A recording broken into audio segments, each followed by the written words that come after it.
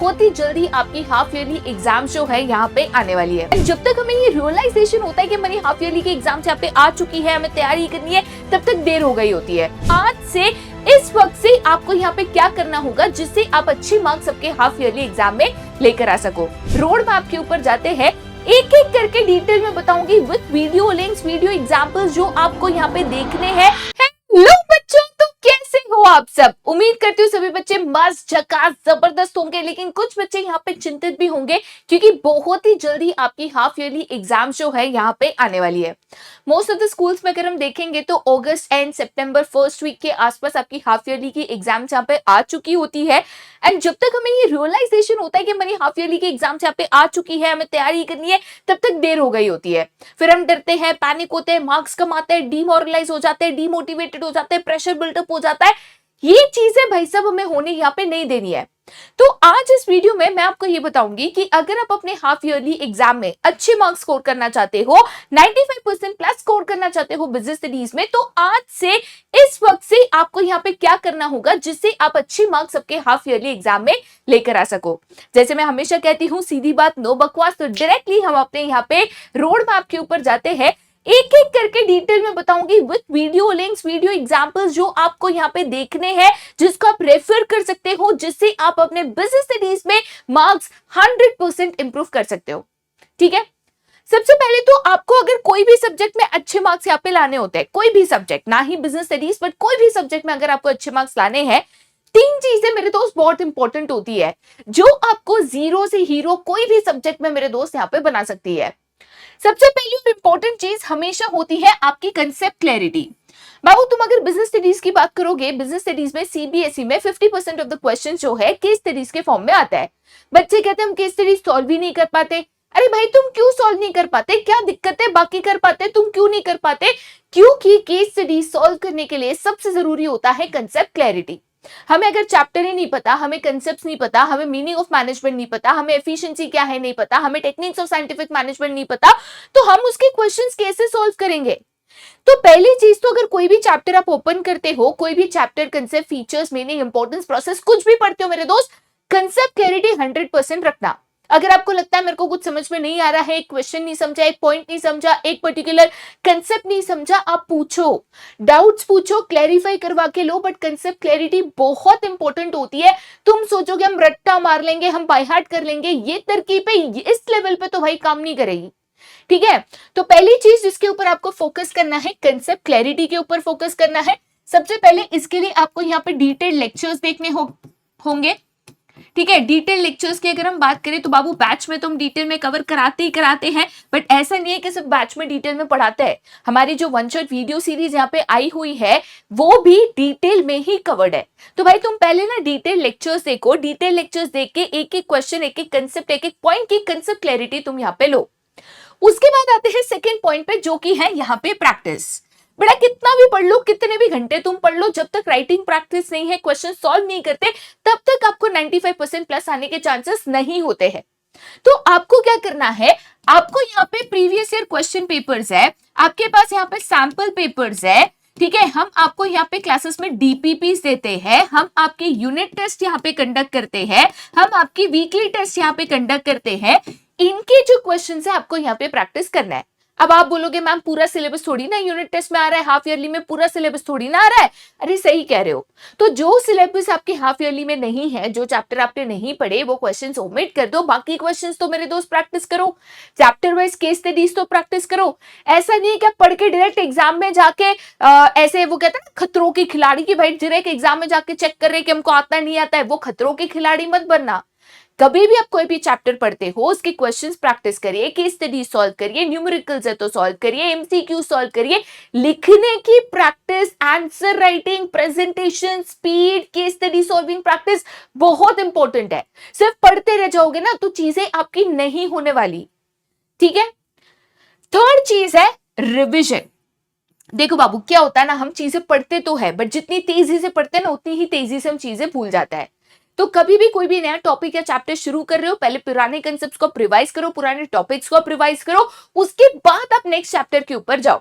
For example chapter number 1 पढ़ के हो गया, ठीक है, चैप्टर नंबर 2 शुरू कर रहे हो, 15 मिनट पहले चैप्टर नंबर 1 रिवाइज कर लो, एक बार वहां पे क्विक समरी देख लो। मैंने आपको यहाँ पे मैप्स, जो कंसेप्ट मैप्स होते हैं, माइंड मैप्स होते हैं, ऑलरेडी आपको गिवन है, वहां से क्विक रिविजन करो, फिर चैप्टर 2 शुरू करो, फिर क्विक रिविजन करो, फिर चैप्टर 3 शुरू करो। रिविजन कॉन्स्टेंटली होते रहना चाहिए। एक बार पढ़ लिया तो जिंदगी भर याद रहेगा, ऐसा जनरली नहीं होता। रिविजन बहुत इंपॉर्टेंट है, वरना चीजें भूल जाओगे, पॉइंट्स भूल जाओगे, आंसर्स भूल जाओगे, ये आम बात यहां पे होती है। तो ये 3 चीजें हैं जो आपको हर सब्जेक्ट के ऊपर करनी है। कोई भी सब्जेक्ट अगर आप प्रैक्टिस कर रहे हो, कोई भी सब्जेक्ट पढ़ रहे हो, ये 3 चीजें तो बाबू तुमको हर सब्जेक्ट में अप्लाई करनी है। अब बात आती है स्पेसिफिकली बिजनेस स्टडीज के बारे में कि मेरे को बिजनेस स्टडीज में 95% प्लस लाना है। मैं तो हमेशा कहती हूँ भाई साहब मेरे को बिजनेस स्टडीज में परफेक्ट 100 लाना है। तो ये जो परफेक्ट 100 मेरा यहाँ पे एम है, वो परफेक्ट 100 मेरी हाफ ईयरली एग्जाम में मैं कैसे लेके आऊं? अब सब स्कूल का सिलेबस अलग है। कुछ स्कूल कहती है हम तो पार्ट बी पहले शुरू करेंगे, तो ठीक है भाई, तुम पार्ट बी शुरू कर लो। कुछ स्कूल कहती है नहीं नहीं, हम तो सीक्वेंस वाइज जाएंगे, हम तो चैप्टर नंबर 1 से यहाँ पे शुरू करेंगे, पूरा जो पार्ट है चैप्टर नंबर 1 से 8 तक कंट्रोलिंग तक, वो पूरा हम यहाँ पे हाफ ईयरली में पूछेंगे। वो भी ठीक है। तो करीबन अगर आप कुल मिलाकर देखोगे तो 4, 5, 6, 7, 8, तो करीबन 5 to 8 चैप्टर्स के बीच में आपके हाफ ईयरली एग्जाम में चैप्टर्स आ जाते हैं, जिसमें से आपको क्वेश्चन यहाँ पे पूछा जाता है। ये मेरी एक्सपेक्टेशन है। जनरली सारे स्कूल्स में मिनिमम 6 चैप्टर्स तो यहाँ पे होते ही होता है। आपके स्कूल में जितने भी चैप्टर्स है हर एक सब्जेक्ट में, जितना आपके पास टाइम है आज से लेके आपके हाफ ईयरली तक का, उतने टाइम में वो चैप्टर्स को यहाँ पे डिवाइड करो। अब मैंने यहाँ पे अजम्पशन करके चला है, क्योंकि बहुत स्कूल्स में मैंने ये चेक किया था कि जनरली स्कूल्स में उन्होंने क्या बोला है कि बिजनेस स्टडीज का जो पूरा पार्ट ए है वो पूछा जाएगा, मतलब यहाँ पे chapter number 1 to chapter number 8, ठीक है, चैप्टर नंबर 1 से लेके चैप्टर नंबर 8 जो है आपके सिलेबस में यहाँ पे पूछा जाएगा। भाई मेरे को 8 चैप्टर पढ़ना है, तो मैंने 10 दिन करके यहाँ पे 4 मॉड्यूल्स बना लिए। अब मैं पढ़ाई मान के चलो शुरू कर रही हूँ 14 से, क्योंकि हर चीज तुम्हारी मंडे से शुरू होता है ना, मंडे से शुरू करेंगे, मंडे से शुरू करेंगे। चलो भाई मैं 14 से यहाँ पे पढ़ाई शुरू करती हूँ। 14 से 23 मेरे पास यहाँ पे 10 डेज है। ये 10 डेज में मुझे 2 चैप्टर्स जो है यहाँ पे कंप्लीट करने हैं, बराबर। अब जब भी आप 2 चैप्टर्स, 3 चैप्टर्स कंबाइन करते हो, ऐसा जरूरी नहीं होता है कि सीक्वेंस वाइज ही पढ़ो। 8 चैप्टर्स पढ़ने हैं, फर्स्ट और थर्ड पढ़ा, फर्स्ट और फोर्थ पढ़ा, फोर्थ और फिफ्थ पढ़ा, कोई फर्क पड़ने वाला है क्या? नहीं पड़ेगा। तो एक है ना कॉम्बिनेशन बैलेंस रखना। एक टफ चैप्टर लोगे ना तो एक इजी चैप्टर यहाँ पे लेना। ऐसे नहीं कि एक ही हफ्ते में 10 दिन में खुद को इतना थका दे रहे हो कि बाद में पढ़ने का मन ही नहीं कर रहा। ये चीज भी भाई मत करना। तो जनरली मैं प्रेफर करती हूं कि शुरुआत तो फर्स्ट चैप्टर से करूं, क्योंकि बेसिक इंट्रोडक्टरी चैप्टर है। तो मैं इधर 2 चैप्टर्स में चैप्टर नंबर 1 लूंगी एंड चैप्टर नंबर 2 लूंगी, ठीक है। तो चैप्टर नंबर 1 और 2 मेरा यहां पे कंप्लीट हो गया, ठीक है। अब आता है नेक्स्ट 10 डेज। अच्छा 10 डेज में मेरे को 2 चैप्टर पढ़ना नहीं है मेरे दोस्त। 10 दिन बहुत ज्यादा होते हैं 2 चैप्टर्स कवर करने के लिए। 3 से 4 दिन में आपका कवर हो जाएगा। मैंने 10 दिन क्यों गिना? क्योंकि बिजनेस स्टडीज के अलावा बाकी सब्जेक्ट भी तो पढ़ोगे ना, एक सब्जेक्ट की एग्जाम तो नहीं दोगे। इसीलिए मैंने बोला कि भाई 10 दिन में आपके 2 बिजनेस स्टडीज के चैप्टर पढ़कर, रिवाइज करके, क्वेश्चन सॉल्व करके हो जाने चाहिए, ठीक है। देन नेक्स्ट 10 डेज में मैं अगेन यहाँ पे 2 चैप्टर्स लूंगी। अब चैप्टर नंबर 3 मुझे पता है कि बहुत छोटा है। सीबीएसई में देखोगे तो 3 बड़े बड़े क्वेश्चंस है, features of business environment, importance है, डायमेंशन है, चैप्टर खत्म हो जाता है। डिमोनेटाइजेशन छोटा सा टॉपिक है, तो भाई छोटा चैप्टर है ना, तो उसके साथ में एक डिफिकल्ट चैप्टर यहाँ पे लूंगी। फॉर एग्जाम्पल मैं यहाँ पे कह सकती हूँ कि मैं चैप्टर 3 के साथ या तो चैप्टर नंबर 6 स्टाफिंग कंबाइन करूंगी, या तो मुझे चाहिए तो चैप्टर नंबर 7 डायरेक्टिंग कंबाइन करूंगी। मतलब एक बड़ा लेंथी चैप्टर जिसमें ज्यादा क्वेश्चंस है ना, मैं कंबाइन करूंगी, एक बैलेंस मेंटेन करूंगी कि 10 दिन में ये 2 चैप्टर्स मुझे यहाँ पे खत्म करना है। भाई चैप्टर्स पढ़ोगे, रिवाइज करोगे, क्वेश्चंस प्रैक्टिस करोगे, तीनों ये 10 दिन में यहाँ पे हो जाना चाहिए, ओके। उसके बाद सेम हम थर्ड 10 डेज के लिए यहाँ पे करेंगे। अब वापस यहाँ पे 10 डेज का मेरे पास गैप आ गया, तो ये 10 दिन में मैं क्या करूंगी, चैप्टर नंबर 4 और 5 कर लूंगी, राइट। तो चैप्टर नंबर 4 एंड 5 मैंने यहां पे कर लिया। अब बचे चैप्टर नंबर 7 और 8। 7 बड़ा है, 8 चैप्टर बहुत छोटा है, तो मैंने ये इस वीक में यहां पे कवर कर लिया। अब 22 तक मेरे 8 चैप्टर्स पढ़ के हो गए। 22 के बाद मेरे पास टाइम बचा, मैं क्या करूंगी? राइटिंग प्रैक्टिस करूंगी। पहले ही बताया, पढ़ के आपका काम नहीं होगा। पढ़ के सोचोगे एग्जाम में डायरेक्ट अटेम्प्ट करोगे, नहीं होगा। टाइम मैनेजमेंट नहीं होगा, राइटिंग स्पीड नहीं आएगी, एग्जाम्पल्स नहीं लिख पाओगे, ड्रॉइंग्स नहीं कर पाओगे, ग्राफ्स नहीं बना पाओगे। पहले से राइटिंग प्रैक्टिस करो। यूनिट टेस्ट उठा लो, प्रैक्टिस टेस्ट उठा लो, वीकली टेस्ट ले लो, मंथली टेस्ट ले लो, आपके प्रीवियस ईयर के क्वेश्चन पेपर ले लो, सैंपल पेपर्स ले लो। इनमें से जो ये 8 चैप्टर के क्वेश्चंस है, बैठकर इनको सॉल्व करो। Difficulty level of the paper समझ में आता है, टाइम मैनेजमेंट समझ में आता है, राइटिंग प्रैक्टिस होती है तो स्पीड ऑफ राइटिंग यहाँ पे मेंटेन होती है।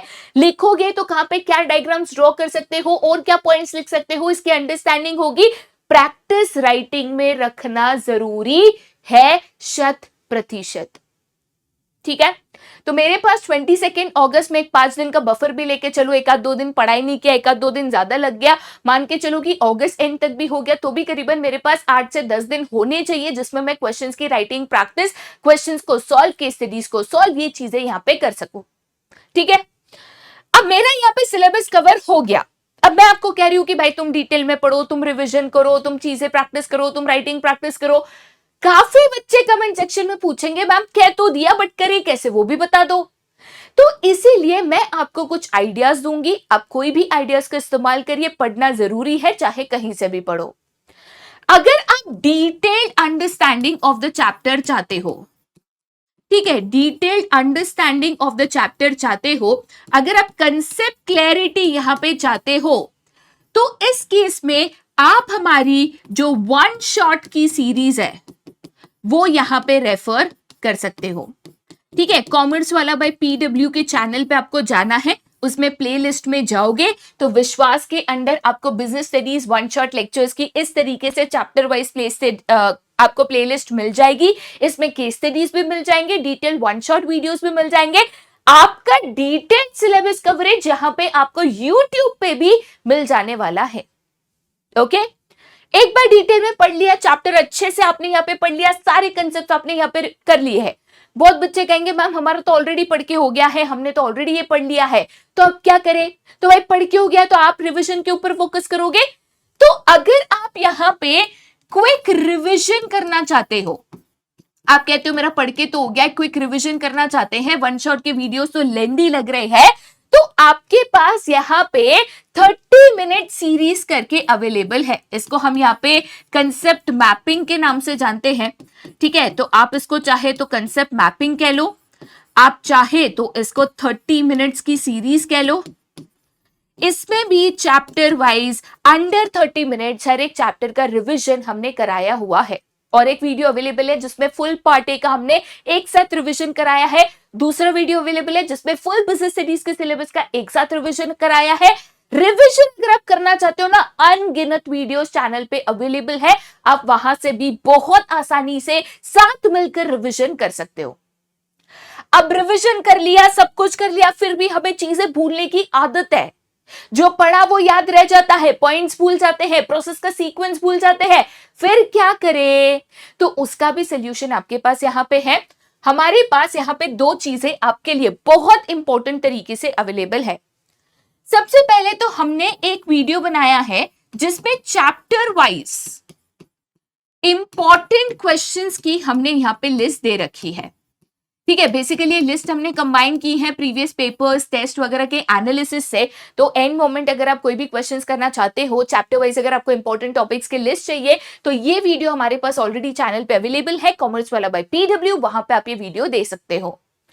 दूसरा, चीजों को आसानी से याद रखने के लिए जो शॉर्ट फॉर्म्स होते हैं, ठीक है, जिसको हम यहाँ पे निमोनिक्स कहते हैं, राइट, तो ये भी हमारे पास इस वीडियो में, दैट इज बिजनेस स्टडीज में के लिए संजीवनी बूटी, ये वाला जो वीडियो है आपको चैनल पे मिल जाएगा।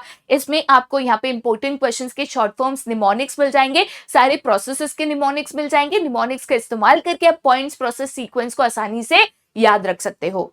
कहने का मतलब ये है मेरे दोस्त, अगर आप पढ़ना चाहते हो, आपको पता है आपको कहां जाना है, कौन सा वीडियो देखना है, क्या आपकी स्ट्रैटेजी होनी चाहिए, कितने दिन में कितने चैप्टर्स कवर होने चाहिए, कैसे आपको यहाँ पे प्रैक्टिस करनी चाहिए, रिवीजन करनी चाहिए, कभी मत भूलना 3 चीजें यहाँ पे इंपॉर्टेंट है। CPR, concept clarity, practice and revision. ये 3 चीजें अगर आपने कर ली, आपको बिजनेस स्टडीज में एक्सेल करने से, परफेक्ट 100 लाने से कोई भी नहीं रोक सकता। तैयारी आज से शुरू करो। जीरो से हीरो बनना कोई बड़ी बात यहां पे नहीं होती है। मेन होता है आपका यहां पे जो डेडिकेशन है, जज्बा है कुछ कर दिखाने का, वो कभी यहां पे कम नहीं होना चाहिए। तो अगर आपकी हाफ ईयरली एग्जाम आ रही है और अगर आपके अंदर भी वो जज्बा और आग है ना भाई, कि मेरे को कुछ करके दिखाना है, मैं कुछ करके दिखा सकता हूं, दिखा सकती हूं, मुझे 100 आउट ऑफ 100 लाने हैं, ये आपके पास सही समय है। अभी से तैयारी करो, उसी हिसाब से आपकी बोर्ड की भी प्रिपरेशन हो जाएगी एंड आप बहुत अच्छे मार्क्स आसानी से बिजनेस स्टडीज सब्जेक्ट में ला सकते हो। ठीक है, बाकी आज का वीडियो बेटा मैं यहीं पे एंड करती हूं। अगर आपको फिर भी कोई डाउट है, सवाल है, कोई दिक्कत है, आप नीचे कमेंट सेक्शन में ड्रॉप कर सकते हो। आज के लिए यहीं पे tata bye bye, see you, take care and have a nice day.